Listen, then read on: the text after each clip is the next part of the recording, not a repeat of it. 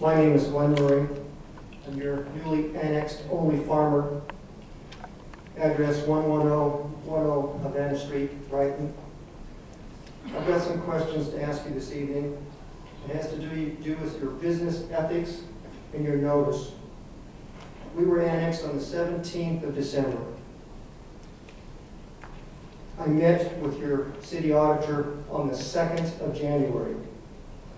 I have not received any notice as far as what's required by the city, as far as taxes, when they're due, how they're due, or anything else. We spent 3 or 4 hours in my office trying to answer questions about my situation because I'm different. Agriculture has got some exemptions that other people don't have. My question for you is this. He assured me that this was sent. I was handed this tonight at this meeting. Today is the 7th of January, I believe. I am not the only business who has not received this.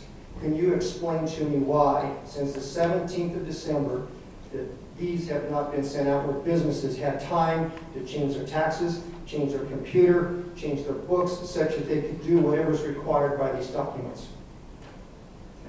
Mr. Flannery.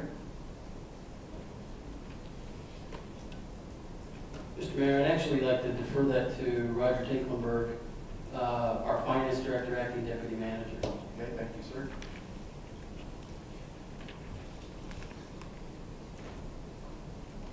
Honorable Mayor and Council, can you hear me? Yes, sir. Okay. Materials were mailed out to all of the addresses that we have available.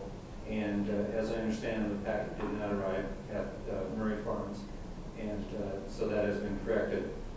If there are others who have not received that, we would like to know that so that, again, we can either verify that the address we have is not correct, or if we do not have that address. However, excuse me, the tax code is on the internet. It's available to all taxpayers. And number two, the information in terms of what is taxable is not a simple, easy thing that can be handled in a single meeting. And that's why the tax code is made available. And it is a taxpayer's responsibility to know the tax code. And that is why it is made available.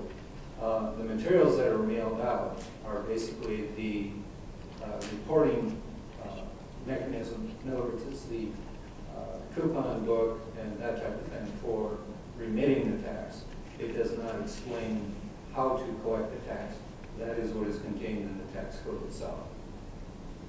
Are there any questions on that explanation?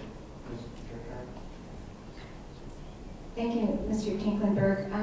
But I would just like to see us go way above and beyond what we might think is the call of duty to contact people and to get the correct information to them. This has been a real jolt to them. I understand this. And we need to make this as simple and as easy as possible. And please, let us contact them. Let us make available classes, whatever it takes, so that they have a level of comfort on this. Yes, and that's a good point. I should have pointed that out in my initial comments. I instructed the tax audit division, the tax division, to contact all of the businesses, and that is what they are doing, so that what they're doing is offering to sit down with them. But again, it's a way to explain the tax code, but the tax code itself is something that each taxpayer must become familiar with. So yes, the tax auditors are making the attempt to contact all of the businesses and provide that personal attention to them. Mr. Benson? Yes, can I ask what that document is that Mr. Murray was speaking about? What is that document? Councilman Benson, to be honest with you, I was handed it tonight, and I've not had a chance to look at it. My understanding, it is as whatever the requirements of the annexation that we were faced with. And from there on, I can't answer the details of that. And Mr. Tinklenberg, was this mailed out to everybody who would be subject to the annexation? Yes, that's correct. It was mailed to all businesses. And what it is a letter regarding the business licensing application and process. So that license application is included in the packet. And that license application is, number one, the business license itself, and then also all of the contact information for emergency contact for police department. And then there's also information that Economic Development Division requests of all new businesses, and that's mainly for their record-keeping purposes. And then there's also a list of frequently asked questions, and then there's a list, or a letter from Acting Finance Director Carol Laniga that just basically talks about the fact that there's a business license application closed. All businesses will be set up on a monthly basis for their tax returns, and then once we have adequate information, they will either be left on a monthly reporting basis or converted to quarterly or to annually, and that all businesses must begin collecting lawfully imposed taxes, and that the tax division has arranged for members of the audit staff to be available. And then also the final bullet advises the business that their mailing address will not change with the annexation, because there's been some questions about that. And then there's it's called the sales and use tax information. It's a kind of an FYI for all businesses, and that is sent out to all taxpayers at the beginning of the year.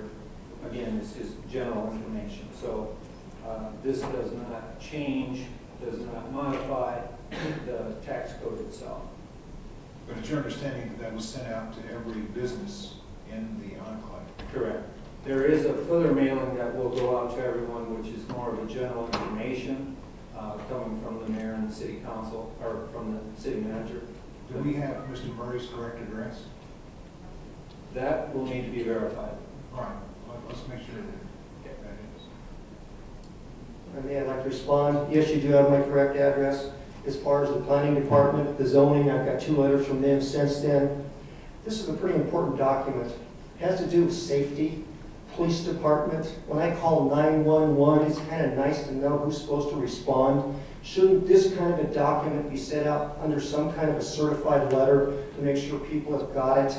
I mean, my God, we're talking December 17th is when this took place. Today is January 7th, and you still have people that don't know who they're supposed to call for 911. I have real problems with that. And yes, my address has not changed. It's been the same address for about 50 years now. So, and I've received other mail from the city.